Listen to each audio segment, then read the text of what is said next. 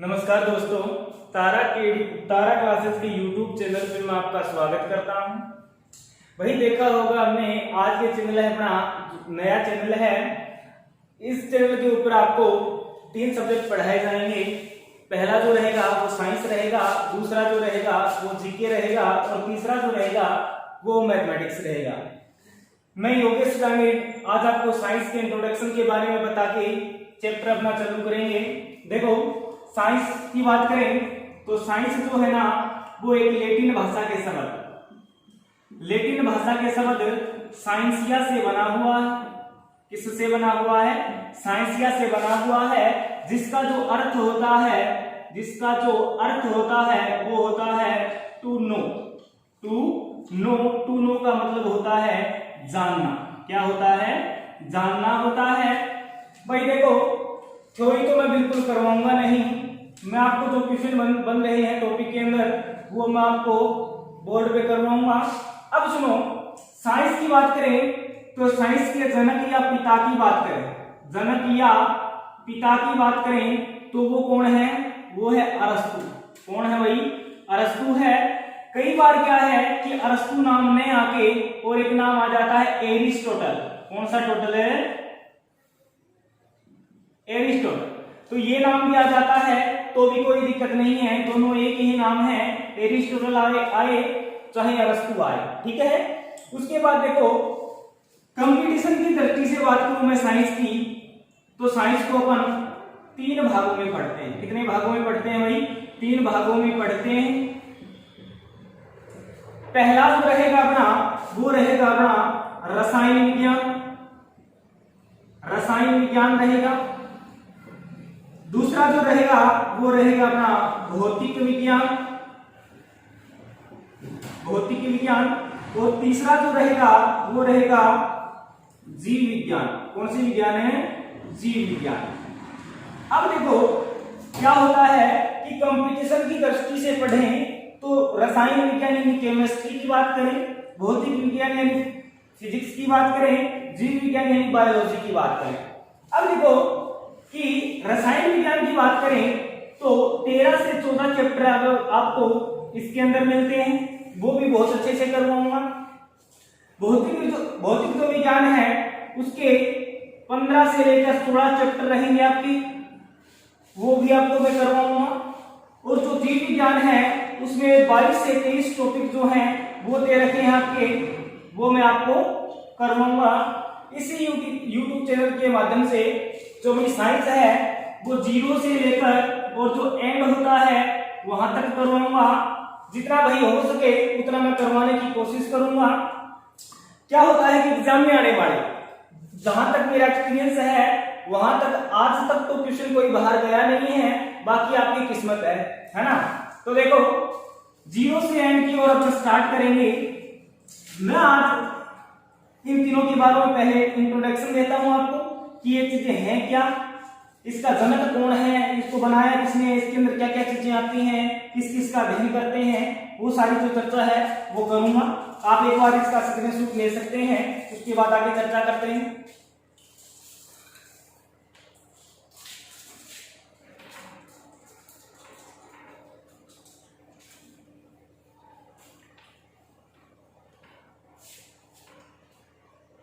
देखो भाई, मैंने 3 जो पार्ट बताए थे, इसके 3 भाग बताए थे। इसमें पहला जो है वो है अपना रसायन विज्ञान। कौन सा विज्ञान है?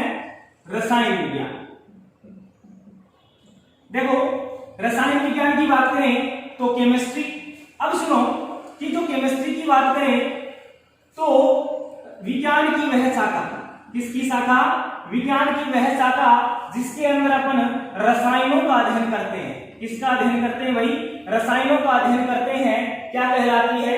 रसायन विज्ञान यानी केमिस्ट्री कहलाती है। अब सुनो, एक क्वेश्चन और डाल दिया जाता है कि ये जो रसायन विज्ञान है वो किससे बना हुआ है, यानी कहने का मतलब ये है कि ये एक शब्द से बना हुआ है। जो शब्द का नाम पूछे आपको तो बताना कीमिया, CHEMIA, कीमिया शब्द से बना हुआ है। इस कीमिया का जो अर्थ होता है वो होता है काला पदार्थ। कौन सा पदार्थ होता है? काला पदार्थ होता। कीमिया का जो अर्थ होता है वो होता है काला पदार्थ। अब देखो एक क्वेश्चन और डाल दिया जाता है इसके अंदर कि जो रसायन विज्ञान होता है उसका जनक कौन है, उसका जनक या पिता किसको कहा जाता है, जनक या पितामह किसको कहा जाता है। तो भाई बहुत अच्छा क्वेश्चन है, लेवोसियर को कहा जाता है। किसको कहा जाता है, लेवोसियर को कहा जाता है। ये जो था ये रसायन विज्ञान था। अब देखो इसके अंदर चैप्टर की बात मैंने बताई थी, इसके अंदर जो चैप्टर रहेंगे वो मैंने पीछे बता ही दिया था। अब सुनो, अब उसके बाद जो दूसरा था वो था अपना फिजिक्स। कौन सा था भाई, फिजिक्स था, जिसे बोलते हैं अपन भौतिक विज्ञान। कौन सी विज्ञान है, भौतिक विज्ञान बोलते हैं। अब सुनो भौतिक विज्ञान की बात करूं, किसकी बात करूं, भौतिक विज्ञान की बात करूं तो ये जो भौतिक विज्ञान है इसके दो पार्ट होते हैं। कितने भाग होते हैं, दो पार्ट होते हैं। एक तो जो पहला है वो है चिर सम्मत भौतिकी। कौन सी भौतिकी है भाई, चिर सम्मत भौतिकी। और जो दूसरी जो है वो है अपनी आधुनिक भौतिकी। कौन सी भौतिकी है भाई, आधुनिक भौतिकी।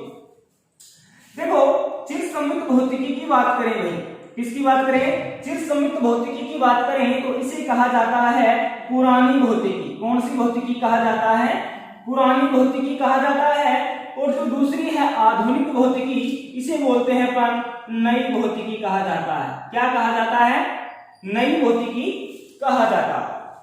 अब सुनो कि भाई सर भौतिक विज्ञान जो है वो कहते किसे हैं, यानी विज्ञान की वह शाखा जिसके अंदर प्रकृति से संबंधित घटनाओं का अध्ययन करते हैं वो क्या कहलाती है, भौतिक विज्ञान कहलाती है।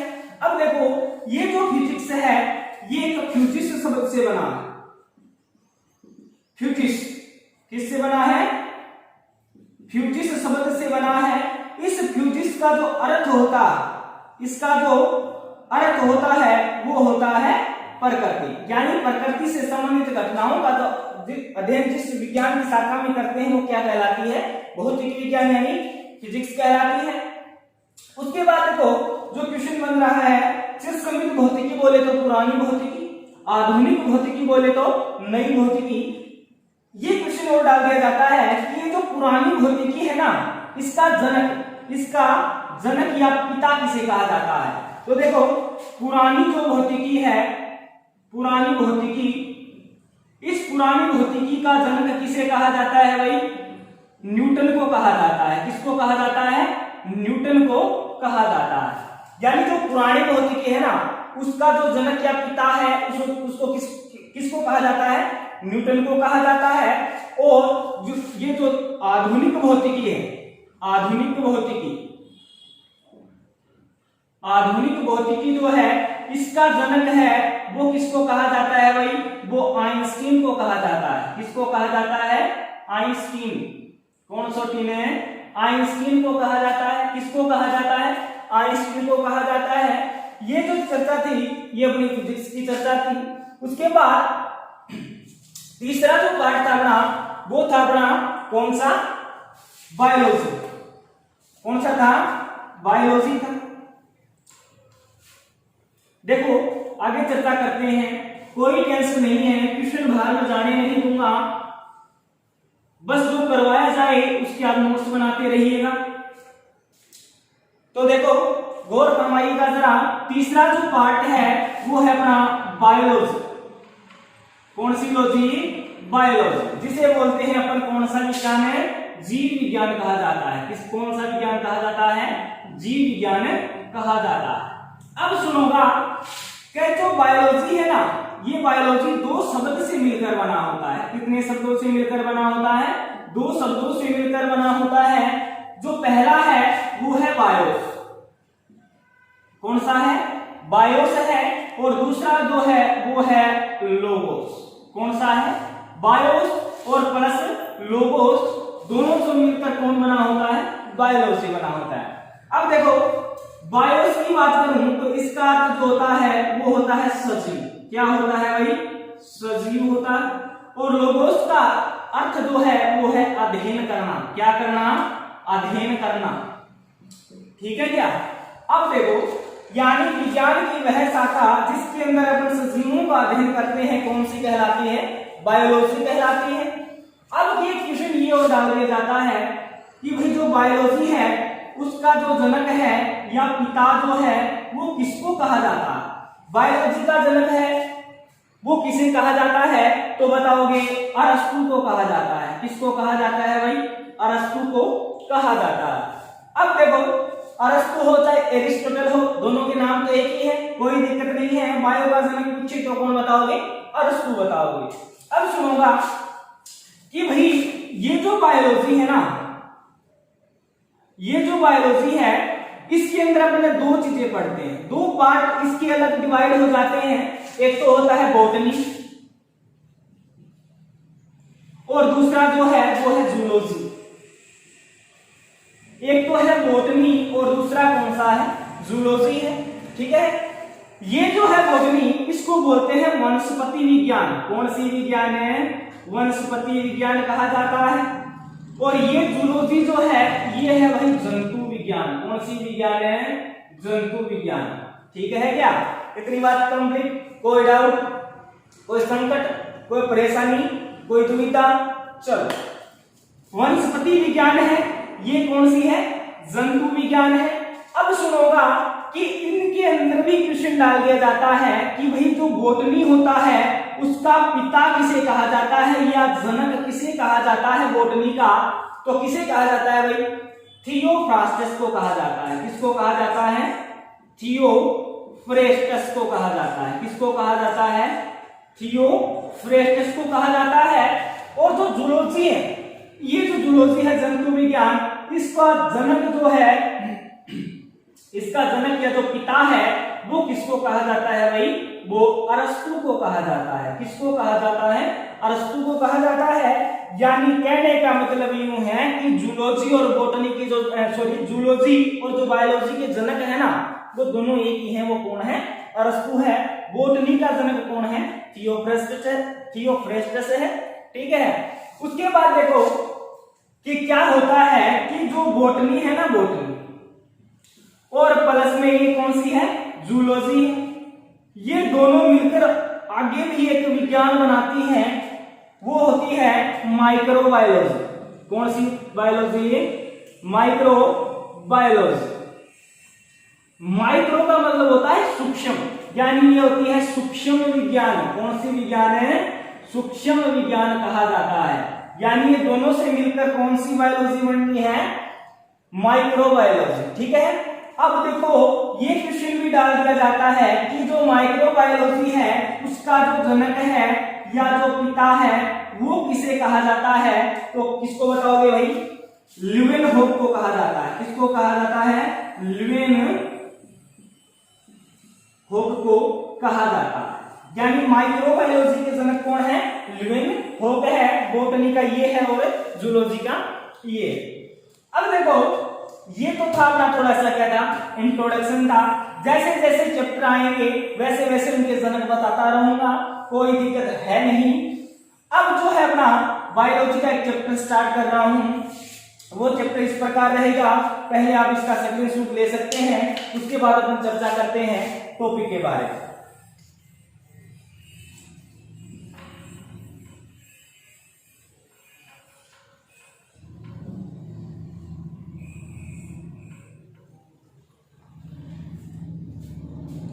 अब देखो भाई क्या होता है कि अपना बायोलॉजी का चैप्टर, बायो का जो चैप्टर रहेगा अपने तारा क्लासेस पे, वो रहेगा चैप्टर नंबर 5, वो रहेगा रक्त परिसंचरण तंत्र। कौन सा रहेगा भाई? रक्त परिसंचरण तंत्र। कौन सा तंत्र है? रक्त परिसंचरण तंत्र। अब सुनो, रक्त परिसंचरण तंत्र की बात करें तो देखो भाई जो टॉपिक पढ़ रहे हैं अपन उसके अंदर एक क्वेश्चन तो बहुत अच्छे से आता है कि जो टॉपिक पढ़ रहे हैं उसका अध्ययन करना क्या कहलाता है ना? यानी अध्ययन करना हो वो चाहे किसी का, वो चाहे रोगों का अध्ययन करना हो, चाहे रोगों के कारणों का अध्ययन करना हो, चाहे वो कोशिका का अध्ययन करना हो, चाहे वो तंत्रिका तंत्र का अध्ययन करना हो, कोई भी हो उसका अध्ययन करना जरूर याद रखना है। तो देखो रक्त परिसंचरण तंत्र की बात करो तो सब का सब झमेला किसका है? रक्त का है। यानी ये सारा रोड़ा किसका है? रक्त का है। वो बोलते हैं ना ये सारा रोड़ा पतली कमर का है ना, यानी ये सारा रोड़ा किसका है? यहाँ पे रक्त का। देखो रक्त जो है उसका अध्ययन करना, रक्त का अध्ययन करना कहलाता है हिमेटोलॉजी। कौन सी लॉजी कहलाता है भाई? हिमेटोलॉजी कहलाता है। कौन सी लॉजी कहलाता है? हिमेटोलॉजी कहलाता है। अब देखो ये जो रक्त परिसंचरण तंत्र है, रक्त परिसंचरण तंत्र है, इसका अध्ययन करना क्या कहलाता है? एंजियोलॉजी कहलाता है। क्या कहलाता है भाई? एंजियोलॉजी कहलाता है। कौन सी लॉजी कहलाता है? एंजियोलॉजी कहलाता है। अब सुनो कि क्वेश्चन डाल देगा कि रक्त के अध्ययन को निम्न में से क्या बोलेंगे? तो हीमेटोलॉजी। रक्त परिसंचरण तंत्र के अध्ययन को क्या बोलेंगे? तो बताओगे एंजियोलॉजी। देखो आगे चर्चा करते हैं कि ये जो रक्त परिसंचरण तंत्र है ना, रक्त परिसंचरण तंत्र है, इसका ये क्वेश्चन बहुत अच्छे से आता है कि रक्त परिसंचरण जो तंत्र है उसको उसके जनक या पिता कौन है? उसके जनक या पिता कौन है? तो क्या बताओगे भाई? विलियम हार्वे को कहा जाता है। किसको कहा जाता है? विलियम हार्वे को कहा जाता है। यानी रक्त परिसंचरण जो तंत्र है उसका पिता कौन है? William Harvey. कौन है? William Harvey. अब देखो रक्त की बात करें और तो ये जो रक्त है, ये जो रक्त है स्वस्थ जो व्यक्ति होता है उसके अंदर 5 से 6 लीटर पाया जाता है। कितने लीटर पाया जाता है? 5 से 6 लीटर पाया जाता है। और यूं कहें कि भाई शरीर वजन का, किसका? शरीर वजन का कितना परसेंट पाया जाता है? परसेंट तो बताओगे 7 से 8% पाया जाता है। कितना परसेंट पाया जाता है? 7 से 8% पाया जाता है। अब देखो रक्त की ओर चर्चा करें, क्योंकि ये रोड़ा किसका है? सारा का सारा रक्त का है।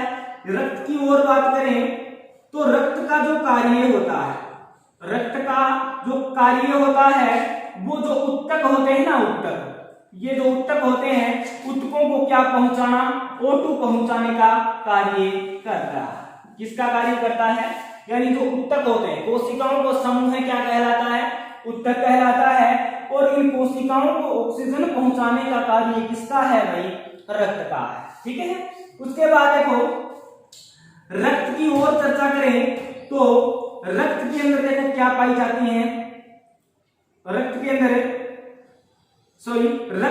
रक्त की बात करें तो रक्त के कितने भाग हैं भाई? 2 भाग हैं। कितने भाग हैं? 2 भाग होते हैं। एक बार आप स्क्रीनशॉट ले सकते हैं। उसके बाद अपन इसके रक्त के 2 भागों की चर्चा करते हैं कि कौन कौन से उसके जो है भाग हैं, उसके अंदर क्या क्या पाया जाता है, वो चर्चा करेंगे। पहले आप स्क्रीनशॉट ले सकते हैं।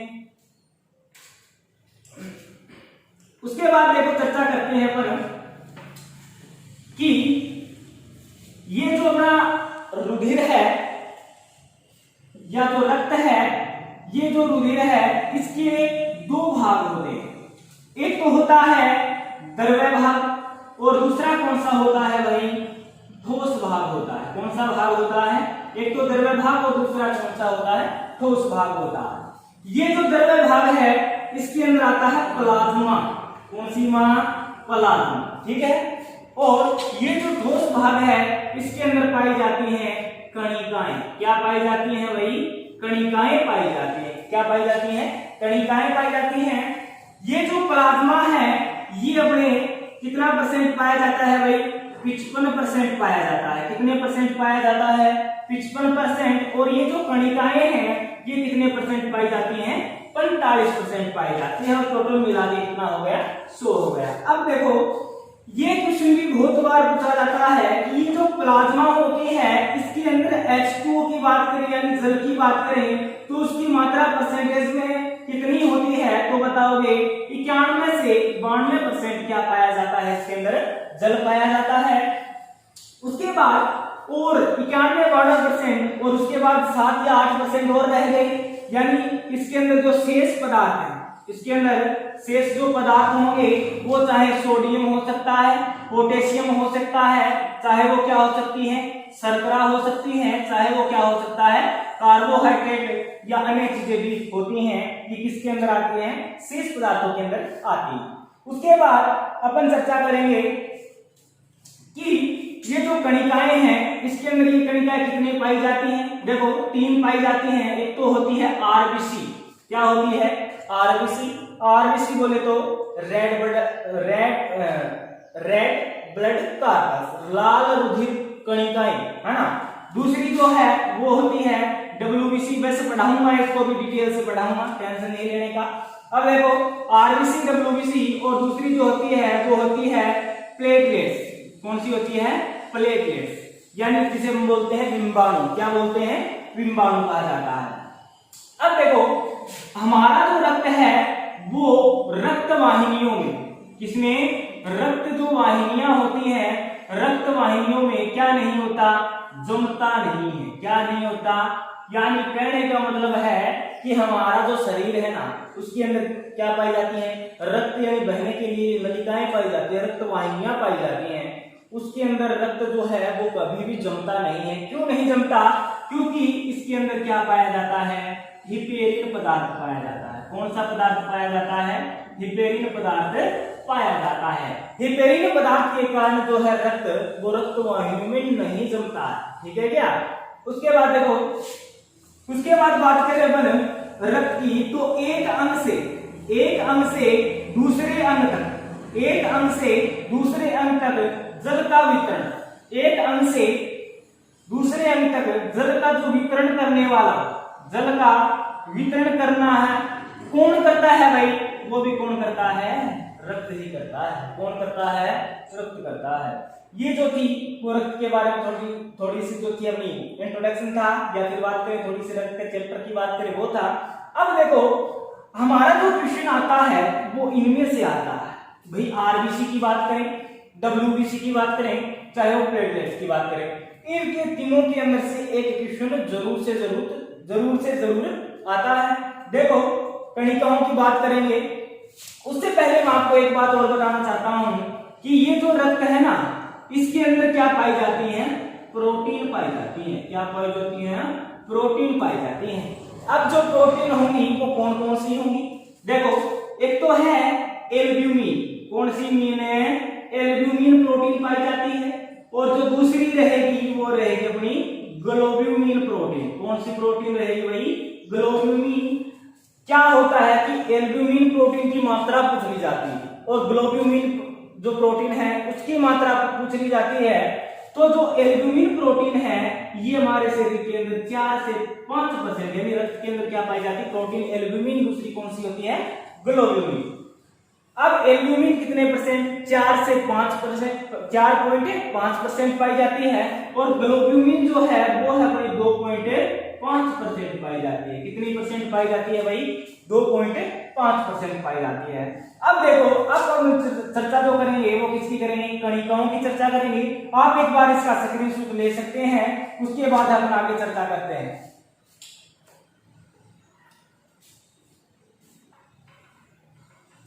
देखो भाई कणिकाओं की बात करूं तो 3 प्रकार की कणिकाएं हैं बताई थी कि एक तो थी आरबीसी, दूसरी थी डब्ल्यूबीसी और तीसरी कौन सी थी, प्लेटलेट्स।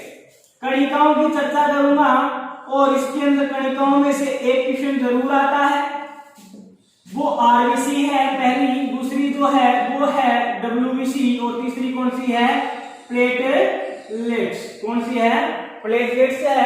अब सुनो कि चाहे वो राजस्थान पुलिस हो, चाहे वो पटवारी हो, चाहे वो ग्रुप डी की हो, चाहे वो लोको पायलट की हो, भाई क्वेश्चन टॉपिक दे रखा है तो उसमें से क्वेश्चन तो क्या है, आने ही है, बाहर तो कुछ जाना नहीं है सिलेबस से, है को नहीं। अब सुनूंगा आरबीसी के बारे में। पहली जो रहेगी वो रहेगी अपनी आरबीसी, जिसे बोलते हैं अपन लाल रुधिर कणिकाएं। क्या बोलते हैं भाई, लाल रुधिर कणिकाएं। देखो सुनो कि ये सारा रोड़ा किसका है, अब आरबीसी का, पहले किसका रोड़ा चल जाता यानी रक्त का, अब आरबीसी पढ़ रहे हैं तो सारा रोड़ा किसका है, आरबीसी का। अब देखो आरबीसी की बात करें तो संख्या, इनकी जो संख्या होती है वो 50 से 55 लाख होती है। कितनी होती है भाई? 50 से 55 लाख होती है। और ये किसमें होती है भाई? ये नर में होती है। किसमें होती है? नर में होती है।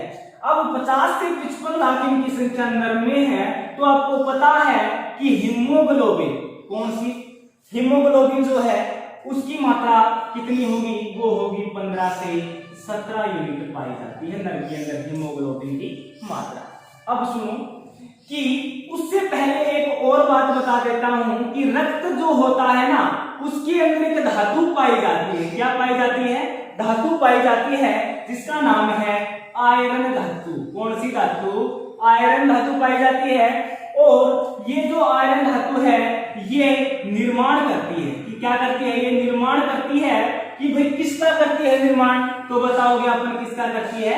हीमोग्लोबिन का निर्माण करती है। और हीमोग्लोबिन का निर्माण हो गया तो पता है आपको जो रक्त जो है उसका रंग, रक्त का जो रंग रहेगा वो कैसा होगा? लाल। एक क्वेश्चन और डाल दिया जाता है कि भाई हीमोग्लोबिन जो होता है ना उसका रंग कैसा होता है ना? क्वेश्चन बहुत अच्छा है कि हीमोग्लोबिन का रंग जो है वो कैसा होता है। तो ये जो हीमोग्लोबिन है इसका जो रंग होता है वो बैंगनी रंग की होती है। कैसे रंग की होती है? बैंगनी रंग का होता है। ये जो हीमोग्लोबिन पाया जाता है ना रक्त के अंदर, ये कौन से रंग का होता है? बैंगनी रंग का। जबकि रक्त कौन से रंग का होता है? लाल रंग का होता है। ठीक है कोई? अब सुनो, आरबीसी की चर्चा कर रहे थे। नर के अंदर हीमोग्लोबिन की मात्रा 15 से 17 यूनिट कब है? जब आरबीसी की संख्या 50 से 55 लाख हो। तो ये किसमें होंगी भाई? नर में होंगी। अब मादा की बात करें कि इनकी संख्या 45 से 50 लाख, 45 से 50 लाख की बात करें तो ये मादा के अंदर होती है। किसके अंदर होती है? अब मादा के अंदर होती है। देखो नर की अपेक्षा मादा में क्या होती है? कम होती है। नर की अपेक्षा मादा में क्या होती है? कम होती है। आपको पता है मादा में कम है, नर में ज्यादा है, तो मादा में हीमोग्लोबिन यानी एचबी की जो मात्रा होगी वो भी कम होगी क्योंकि आरबीसी की संख्या भी क्या है? कम है।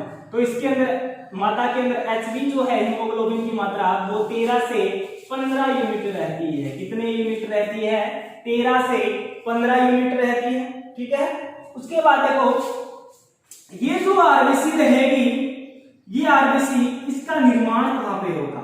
बहुत अच्छा क्वेश्चन है, बहुत बार आया हुआ क्वेश्चन है कि ये जो आरबीसी है इसका निर्माण कहां पे होता है। तो देखो एक तो होती है भ्रूणावस्था। कौन सी अवस्था? भ्रूणावस्था। और एक होती है वयस्क अवस्था। कौन सी अवस्था? वयस्क अवस्था। देखो कि भ्रूणावस्था जब बालक पेट में होगा ना तब, और वयस्क अवस्था आप पढ़ ली है जो आप में खड़ा हूं, कौन सी है? वयस्क अवस्था है। भ्रूणावस्था की बात करें तो इसका जो निर्माण होता है, इसका निर्माण वो होता है लीवर में। किसमें होता है? लीवर यानी यकृत में। किसमें होता है? यकृत में होता है, यानी लीवर में होता है। और वयस्क जो अवस्था होती है उसमें इसका जो निर्माण होता है वो होता है अस्थि मज्जा। कौन सा मज्जा? अस्थि मज्जा में होती है। किसमें होती है? कि सर ये अस्थि मज्जा क्या होती है? मान लो ये क्या है? हम पता है हमारे शरीर में हड्डियां हैं। ये जो हड्डियां मान लो ये क्या है? हड्डी है। इसके अंदर क्या होगा? ये हड्डी बीच में से खोखली होगी, चाहे इसके आर पार क्या कर लो, सुई डाल के और धागे को बाहर आप लेके आ सकते हो, यानी खोखला होता है। और इसके अंदर क्या भरा होता है? द्रव्य भरा होता है। उस द्रव्य को क्या बोलते हैं? अस्थि मज्जा। यानी उस तरल पदार्थ को क्या बोलते हैं? अस्थि मज्जा बोलते हैं। क्या बोलते हैं? अस्थि मज्जा। अब सुनो आगे चर्चा करें तो देखो ये जो आरबीसी रहेगी इसकी आकृति भी पूछ ली जाती है कई बार। क्या कर ली जाती है? आकृति पूछ ली जाती है। तो इसकी आकृति जो होती है वो द्विवीय अवतल आकार की होती है। कौन से आकार की होती है? द्विवीय अवतल आकार की होती है। ठीक है? स्क्रीनशॉट ले सकते हो। फिर आरबीसी की और चर्चा करेंगे।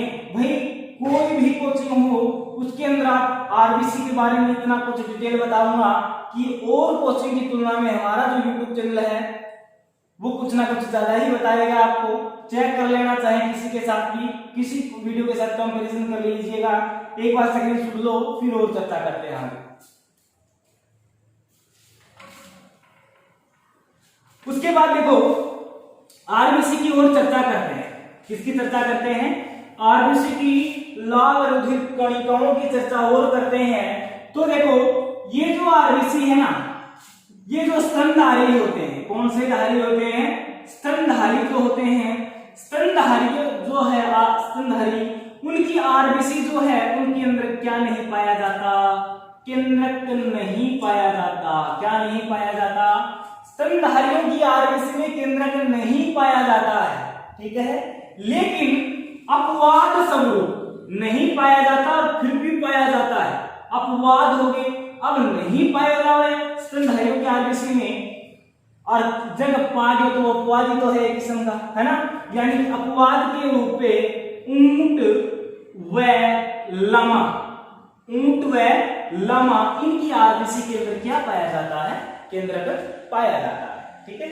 उसके बाद चर्चा करते हैं आरबीसी की ओर कि ये जो आरबीसी है इसके अंदर देखो आरबीसी की संख्या में यदि कमी आ जाए या आरबीसी की संख्या में कमी आएगी तो आपको पता है हीमोग्लोबिन की क्या होगी? की कमी होगी। और हीमोग्लोबिन की कमी होगी तो आपको पता है कि किसकी कमी होगी? Fe की कमी होगी। और इन सब की यदि कमी हो जाएगी तो आपको पता है कि क्या हो जाएगा? रोग हो जाएगा। और उस रोग का जो नाम है वो नाम है एनीमिया रोग। कौन सा मिया? एनीमिया रोग है। कौन सा मिया? एनीमिया। यानी Fe आयरन की कमी से होने वाला रोग जो है वो एनीमिया, हीमोग्लोबिन की कमी से होने वाला जो रोग है वो क्या है? एनीमिया। उसके बाद और चर्चा करें आरबीसी की, तो आरबीसी जो होती है उसका जो कार्य होता है, आरबीसी का जो कार्य होता है वो एचबी का क्या करना होता है? एचबी का निर्माण करना होता है। क्या होता है?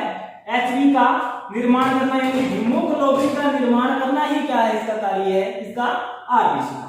उसके बाद और चर्चा करें कि जो आरबीसी होती है इसका जीवन जो काल होता है, कौन सा काल है? जीवन काल जो होता है, बहुत अच्छा क्वेश्चन है, बहुत बार पूछा गया है, 120 दिन होता है। कितने दिन होता है भाई? 120 दिन है वो इसका जीवन काल होता है, ठीक है। अब देखो आरबीसी जो होती है इसके गणना करने की विधि, गणना करने का यंत्र बताता हूं पहले तो आपको। भाई आरबीसी की गणना करने का यंत्र जो है उसे कहते हैं अपन हीमोसाइटोमीटर। कौन सा मीटर है? हीमोसाइटोमीटर कहा जाता है। क्या कहा जाता है? हीमोसाइटोमीटर कहा जाता है। और आरबीसी की गणना करने की विधि कहलाती है सहेली विधि। यानी सीधे तरीके से काम ना बने ना तो किसका सहारा लेना पड़ता है? सहेली का सहारा लेना पड़ता है ना। तो आरबीसी की गणना करने की जो विधि है वो कौन सी रहेगी? सहेली विधि। और गणना करने का यंत्र कौन सा रहेगा? हीमोसाइटोमीटर। कौन सा मीटर है? हीमोसाइटोमीटर। स्क्रीनशॉट एक बार लो, उसके बाद और चर्चा करते हैं आरबीसी की। देखो आरबीसी की ओर चर्चा करें तो यदि आरबीसी को क्या कर दिया जाए भाई? आरबीसी, ये जो आरबीसी है, आरबीसी, इस आरबीसी को मैं नमक के विलीन में रख देता हूं। क्या कर देता हूं? नमक के विलीन में क्या कर दिया? रख दिया। क्या कर दिया? नमक के विलीन में क्या कर दिया भाई? रख दिया। तो ये बेचारी क्या हो जाती है? सिकुड़ जाती है। क्या हो जाती है भाई? ये सिकुड़ जाती है। इतनी सिकुड़ जाती है कि इसके अंदर क्या नहीं रहता? जोश नहीं रहता, है ना। इसके अंदर जो ताकत है वो इसकी क्या हो जाती है? खत्म हो जाती है। यानी ये सिकुड़ जाती है। और इस क्रिया को सिकुड़ने की क्रिया को बोलते हैं अपन क्रीनेशन। क्या बोलते हैं? क्रीनेशन। क्रीनेशन कहा जाता है। कौन सा? क्रीनेशन कहा जाता है, ठीक है। उसके बाद देखो कि भाई आरबीसी को, इस आरबीसी को यदि मैं बरसात के जल में रख दूं, किसमें रख दूं? बरसात के जल में रख दूं। किसमें रख दूं? बरसात के जल में रख दूं तो ये क्या हो जाती है? बरसात का जल हो, चाहे अपन उसको बोलते हैं आशुद्ध जल। कौन सा जल है? आशुद्ध जल हो, या चाहे उसको बोलते हैं शुद्ध जल बोलते हैं, उसमें रख दी जाए ना, यानी किसी में ही रख दो। यदि रख दिया ना तो ये क्या हो जाती है? फट जाती है। क्या हो जाती है? ये फट जाती है और इस क्रिया को बोलते हैं हीमोलाइसिस। इस क्रिया को क्या कहा जाता है? हीमोलाइसिस। हीमोलाइसिस कहा जाता है। क्या कहा जाता है भाई? हीमोलाइसिस कहा जाता है। क्या कहा जाता है? हीमोलाइसिस कहा जाता है। ठीक है। उसके बाद यदि ये आरबीसी है, इसको मैं परख नली में डाल दूं, इसमें डाल दूं, परख नली में डाल दूं, इसमें डाल दूं, परख नली में डाल दूं, तो ये बेचारी क्या हो जाती है? जम जाती है। क्या हो जाती है भाई? ये जम जाती है और इस जमने की क्रिया जो है उसको बोलते हैं अपन राउलेक्स। क्या कहा जाता है? राउलेक्स कहा जाता है। अब देखो आरबीसी है और चर्चा करें तो आरबीसी शरीर के हिसाब से देखें, शरीर के हिसाब से तो जो सबसे बड़ी आरबीसी है, सबसे बड़ी जो आरबीसी है वो किसकी पाई जाती है भाई? सबसे बड़ी आरबीसी हाथी की पाई जाती है। किसकी पाई जाती है?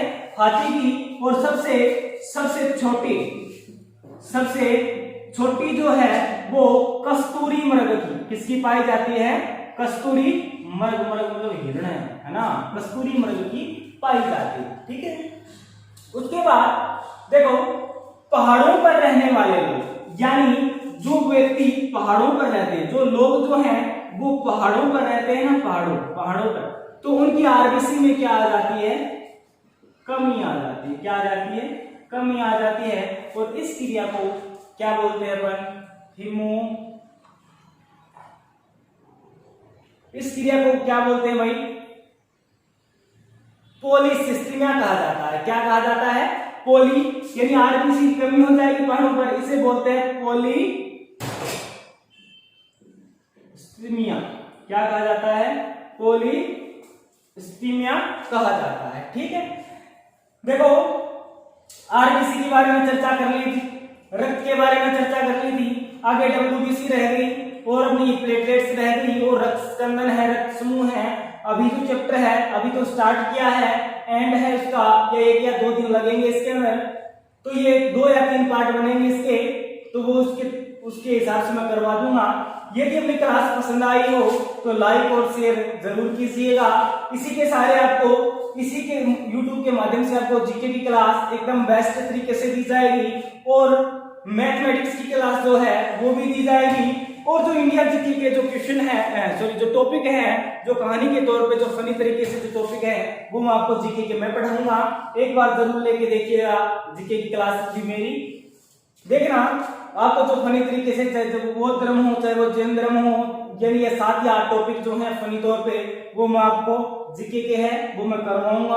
अपने YouTube चैनल को लाइक और शेयर जरूर कीजिएगा और प्लीज करके सब्सक्राइब भी कर दीजिएगा। ठीक है ना? धन्यवाद।